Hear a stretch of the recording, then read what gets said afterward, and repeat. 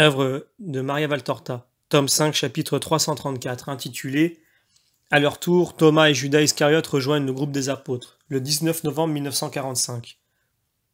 Le soleil a beau resplendir dans un ciel serein, la vallée de Quichon est froide, parcourue par un vent glacial qui souffle après avoir franchi les collines du nord, ruinant les tendres cultures qui frissonnent et se recroquevillent comme brûlées, destinées à mourir dans leur verdeur nouvelle. Mais est-ce que ce froid va durer encore longtemps demande Mathieu qui s'émitouffe encore plus dans son manteau, d'où seule une partie de la figure émerge, c'est-à-dire les yeux et le nez. La voix étouffée par son grand manteau, qu'il a lui aussi jusque sur la bouche, Barthélemy lui répond. Peut-être le reste de la lune. Nous voilà frais alors, mais patience. Heureusement qu'à Nazareth nous logerons dans des maisons hospitalières, et pendant ce temps cela passera. Oui, Mathieu, mais pour moi c'est déjà passé, puisque j'ai vu Jésus moins accablé. Ne te semble-t-il pas plus heureux demande André. Il l'est.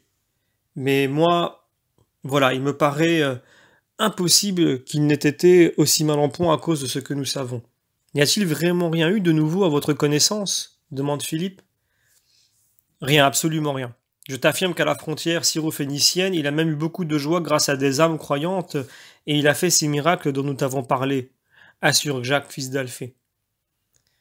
Il est beaucoup avec Simon-Pierre depuis quelques jours, et Simon a beaucoup changé. D'ailleurs, vous avez tous changé. Je ne sais pas, vous êtes plus austère, voilà, dit Philippe. Mais ce n'est qu'une impression. En réalité, nous sommes tels que nous étions. Certainement, voir le maître ainsi affligé par tant de raisons ne nous a pas fait plaisir, et aussi entendre comme il s'acharne contre lui. Mais nous le défendons. Ah, ils ne lui feront rien si nous sommes avec lui. Hier soir, après avoir entendu ce que disait Hermas, qui est un homme sérieux, et en qui l'on peut avoir confiance, je lui ai conseillé, tu ne dois plus rester seul. Désormais tu as des disciples qui, tu le vois, agissent, et agissent très bien, et dont le nombre ne cesse d'augmenter. Nous resterons donc avec toi. Je te dis que tu ne feras pas tout, il est temps de te soulager, mon frère, mais tu resteras avec nous, parmi nous, comme Moïse sur la montagne. Et nous nous battrons pour toi, prêts à l'occasion à te défendre, même matériellement. Ce qui est arrivé à Jean-Baptiste ne doit pas t'arriver. Car enfin, si les disciples de Jean-Baptiste n'avaient pas été réduits à 2 ou 3 lâches, ils n'auraient pas été pris. Nous sommes 12 au fond, et je veux le persuader d'unir, de garder près de lui au moins quelques-uns des disciples les plus fidèles et les plus énergiques. Ceux qui étaient avec Jean à Machéronte, par exemple, des hommes fidèles et courageux. Jean, Matthias et même Joseph. Vous savez que ce jeune promet beaucoup, dit Jude. Oui, Isaac est un ange, mais sa force est toute spirituelle. Mais Joseph est fort, et physiquement aussi. Il a le même âge que nous. Et il apprend vite. Tu as entendu ce qu'a dit Hermas. S'il avait étudié, il serait un rabbi en plus d'être injuste. Et Hermas sait ce qu'il dit. Moi, cependant, je garderai aussi auprès de lui Étienne, Hermas et le prêtre Jean, à cause de leur connaissance de la loi et du temple. Savez-vous ce qu'est leur présence en face des scribes et des pharisiens? Un contrôle, un frein. Et pour les gens qui doutent, c'est une affirmation. Vous voyez qu'il y a même les meilleurs hommes d'Israël autour du rabbi, comme élève et comme serviteur, demande Jacques, fils d'Alphée. Tu as raison. Disons-le au maître. Vous avez entendu ce qu'il a déclaré hier. Vous devez obéir, mais vous avez aussi l'obligation de m'ouvrir votre âme et de me confier ce qui vous paraît juste, pour vous habituer à savoir diriger à l'avenir. Et moi, si je vois que votre parole est juste, j'accepterai vos idées, dit Simon le Zélote. Peut-être le fait-il aussi pour nous montrer qu'il nous aime, puisque nous sommes tous plus ou moins convaincus d'être la cause de sa souffrance, avance Barthélemy. Ou bien il est réellement fatigué de devoir penser à tout et d'être seul à prendre des décisions et des responsabilités. Peut-être aussi reconnaît-il que sa sainteté parfaite est, je dirais, presque une imperfection par rapport à ceux qu'il a en face de lui, le monde qui n'est pas saint. Nous ne sommes pas des saints parfaits, à peine un peu moins fourbes que les autres, et par conséquent plus capables de répondre à ceux qui sont presque comme nous, dit Simon le Zélote. Et de les connaître, pourrais-tu ajouter, renchérit Matthieu. Ah, pour cela, je suis certain qu'il les connaît lui aussi, et même mieux que nous, car il lit dans les cœurs. J'en suis absolument sûr, affirme Jacques, fils de Zébédée. Alors pourquoi agit-il parfois comme il le fait, en s'exposant à des ennuis et des dangers demande André, désolé. Eh bien, je ne sais que répondre. avoue Jude en haussant les épaules. Les autres doivent eux aussi le reconnaître. Jean se tait et son frère le taquine. Toi qui sais toujours tout sur Jésus, on croirait parfois deux amoureux. Il ne t'a jamais dit pourquoi il agit ainsi? Si, je le lui ai demandé encore récemment. Il m'a toujours répondu parce que je dois le faire. Je dois agir comme si le monde était tout entier composé de créatures ignorantes mais bonnes. Je donne à tous la même doctrine et c'est ainsi que les fils de la vérité et ceux du mensonge se sépareront. Il m'a dit aussi, tu vois Jean, c'est comme un premier jugement, pas universel, pas collectif, mais particulier.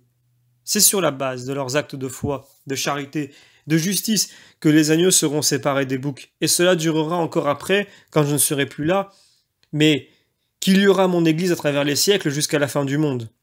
Le premier jugement des foules humaines s'accomplira dans le monde, là où les hommes agissent librement, ayant devant eux le bien et le mal, la vérité et le mensonge. Ainsi en fut-il au paradis terrestre, où le premier jugement fut prononcé devant l'arbre du bien et du mal, violé par ceux qui avaient désobéi à Dieu. Puis, quand viendra la mort des particuliers, le jugement, déjà écrit dans le livre des actions humaines, sera ratifié par un esprit sans défaut. En dernier lieu viendra le grand jugement, le jugement terrible, et alors de nouveau les hommes seront jugés en masse. D'Adam au dernier homme, jugés d'après ce qu'ils auront voulu pour eux sur la terre, librement. Maintenant, si je mettais à part ceux qui méritent la parole de Dieu, le miracle, l'amour, et d'un autre côté ceux qui ne le méritent pas, ce que je ne pourrais faire par droit divin et par puissance divine, ceux qui seraient exclus, fussent-ils de Satan, crieraient bien fort le jour de leur jugement particulier, le coupable, c'est ton Verbe qui n'a pas voulu nous enseigner. Mais ils ne pourront pas dire cela, ou plutôt ils le diront en mentant une fois de plus, et ils seront par conséquent jugés. Dans ce cas, ne pas accueillir la doctrine, c'est être réprouvé, demande Matthieu. Je ne sais pas si tous ceux qui n'auront pas cru seront réellement réprouvés. Si vous vous en souvenez, en s'adressant à saint Ika, il a fait comprendre que ceux qui agissent honnêtement pendant leur vie ne sont pas réprouvés, même s'ils croient à d'autres religions. Mais nous pouvons le lui demander. Sûrement Israël, qui a entendu parler du Messie et qui maintenant y croit partiellement ou mal, ou le repousse, sera sévèrement jugé. Le maître parle beaucoup avec toi et tu sais beaucoup de choses que nous ignorons, observe son frère Jacques. C'est votre faute. Moi, je l'interroge avec simplicité. Parfois, je lui demande des explications qui doivent lui faire apparaître son Jean comme un grand bêta. Mais peu m'importe, il me suffit de connaître sa pensée et de l'avoir en moi pour la faire mienne. Vous aussi, vous devriez agir ainsi. Mais vous avez toujours peur. De quoi donc? D'être ignorant? D'être superficiel? D'être des têtes dures? Vous devriez avoir peur seulement de n'être pas encore préparé quand lui s'en ira. Il ne cesse de le dire, et j'y repense continuellement pour me préparer à cette séparation. Mais je sens que ce sera toujours une grande douleur. Ne m'y fie pas penser, s'écrie André. Les autres lui font écho en soupirant. Mais quand cela arrivera-t-il? Il dit toujours bientôt. Mais ce peut être dans un mois comme des années. Il est si jeune et le temps passe si vite. Qu'as-tu, mon frère? Tu deviens tout pâle, demande Jules à Jacques. Rien, je réfléchissais, se hâte de dire Jacques en baissant la tête. Jude Thaddée se penche pour bien le voir. Mais tu as les larmes aux yeux, qu'est-ce que tu as? Mais rien de plus que ce que vous avez vous aussi, je pensais au moment où nous serons seuls. Qu'a donc Pierre pour courir en criant comme un oiseau de mer un jour de tempête? Demande Jacques, fils de Zébédée. Et il montre Pierre qui vient de laisser Jésus seul et qui court en hurlant des paroles que le vent empêche d'entendre.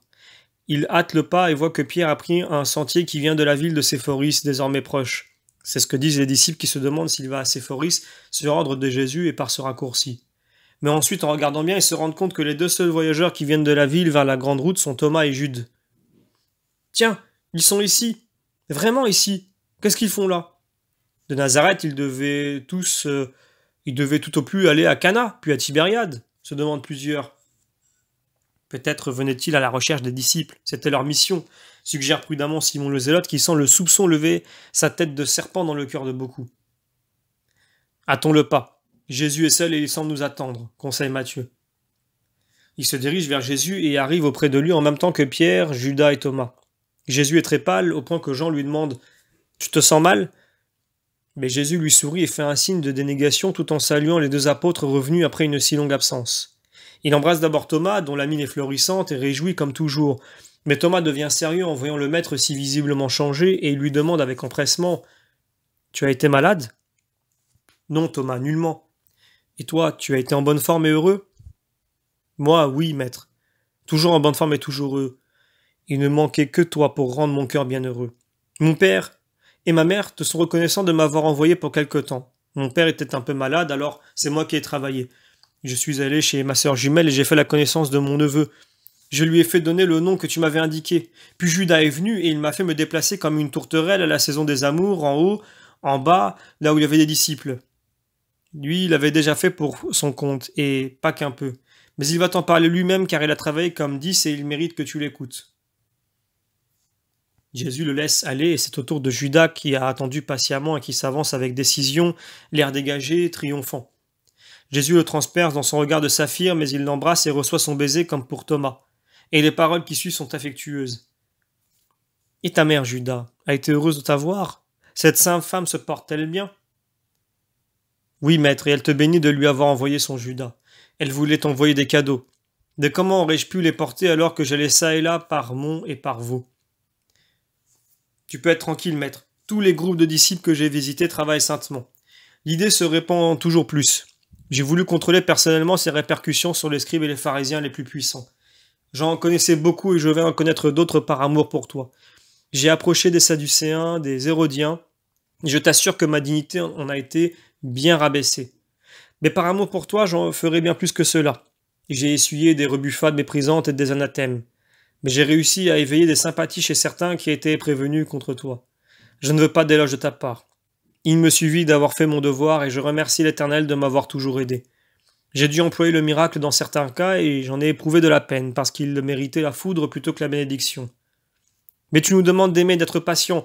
Je l'ai été pour l'honneur et pour la gloire de Dieu, ainsi que pour ta joie. J'espère que beaucoup d'obstacles auront été abattus pour toujours, d'autant plus que j'ai garanti sur mon honneur qu'il n'y avait plus auprès de toi ces deux disciples qui faisaient tant d'ombre. Par la suite, il m'est venu un scrupule d'avoir affirmé ce que je ne savais pas avec certitude. Alors j'ai voulu vérifier pour pouvoir y parer afin d'être pas pris en délit de mensonge, chose qui m'aurait fait suspecter pour toujours pour ceux qui doivent être convertis. Pense donc. J'ai approché même Anne et Caïphe. Oh, ils ont voulu m'incendier de reproches.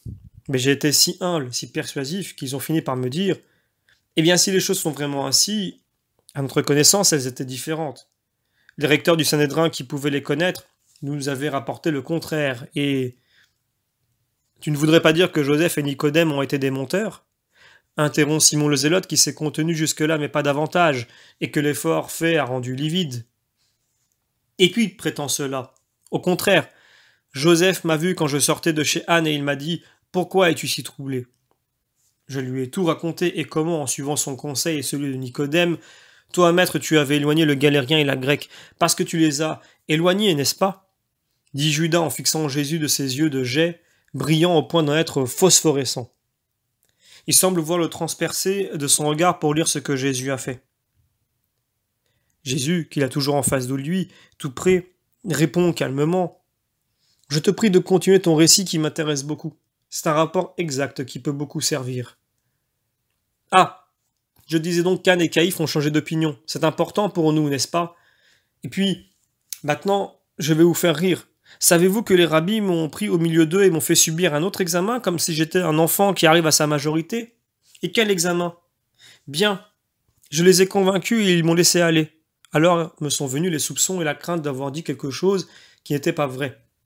Et j'ai pensé à aller chercher Thomas et à retourner là où il y avait des disciples, ou bien là où je pouvais présumer que Jean et la Grecque s'étaient réfugiés.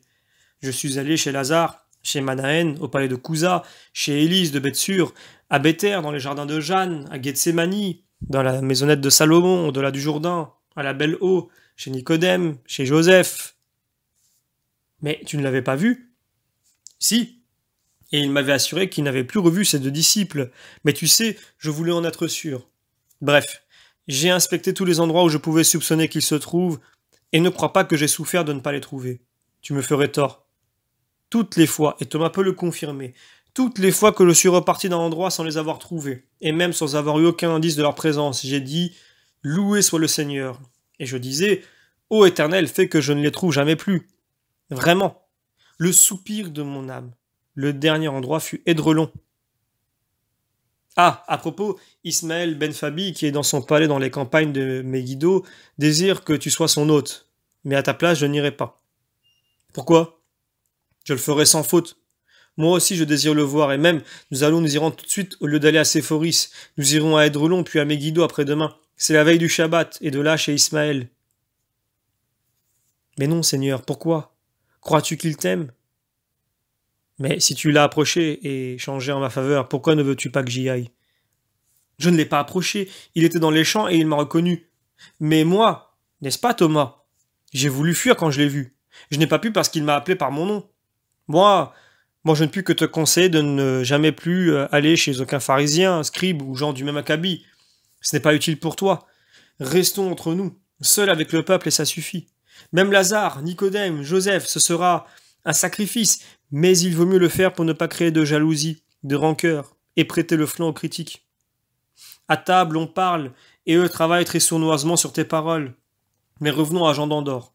Je suis alors parti pour Sicaminon, bien qu'Isaac, que je rencontrais à la frontière de la Samarie, m'ait juré de ne plus l'avoir vu depuis octobre. Et Isaac a juré la vérité. Mais ce que tu me conseilles à propos des relations avec les scribes et les pharisiens est en opposition avec ce que tu m'as dit auparavant. Tu m'as défendu, c'est bien ce que tu as fait, n'est-ce pas? Tu as dit, j'ai abattu beaucoup de préventions contre toi. C'est ce que tu as dit, n'est-ce pas? Oui, maître. Dans ce cas, pourquoi ne puis-je pas achever moi-même de me défendre en personne? Nous irons donc chez Ismaël. Quant à toi, retourne maintenant sur tes pas et va le prévenir. André, Simon le Zélote et Barthélemy vont t'accompagner. Nous irons chez des paysans nous reposer. En ce qui concerne Sicaminon, nous nous en venons et nous étions à 11. Nous t'affirmons que Jean d'Ordre ne s'y trouve pas. Et il n'est pas non plus à Capharnaüm ni à Bethsaïde, Tipériade, Magdala, Nazareth, Corazéine, Bethléem de Galilée, et ainsi de suite pour toutes les étapes que tu avais peut-être l'intention de faire pour te rassurer toi-même sur la présence de Jean avec les disciples ou dans la maison amie. Jésus parle calmement, avec naturel. Néanmoins, il doit y avoir en lui quelque chose qui trouble Judas, car pendant un instant, il change de couleur. Jésus l'étreint comme pour lui donner un baiser, et pendant qu'il le tient ainsi, joue contre joue, il lui murmure doucement.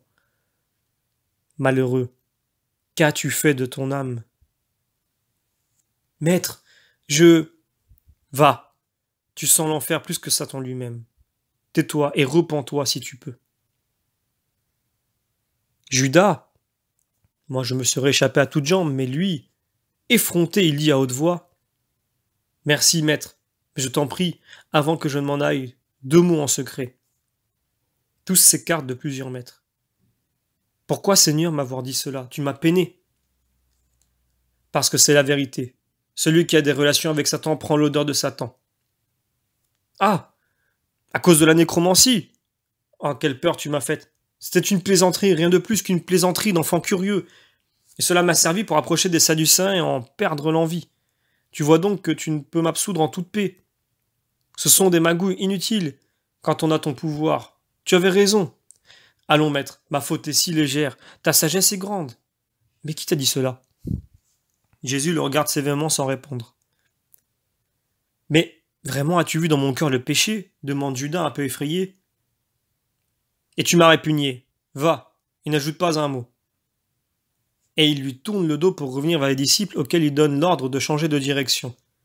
Il congédie d'abord Barthélemy, Simon et André qui rejoignent Judas et qui partent rapidement, tandis que ceux qui restent s'éloignent lentement, ignorant la vérité connue de Jésus seul. Tellement ignorant qu'il félicite Judas pour son activité et sa sagacité. Et l'honnête Pierre s'accuse sincèrement du jugement téméraire qu'il portait sur son condisciple. Jésus sourit, d'un sourire doux, un peu las, comme s'il pensait à autre chose et entendait à peine le bavardage de ses compagnons qui ne connaissent des cœurs que ce que leur humanité leur permet de comprendre. Fin du chapitre.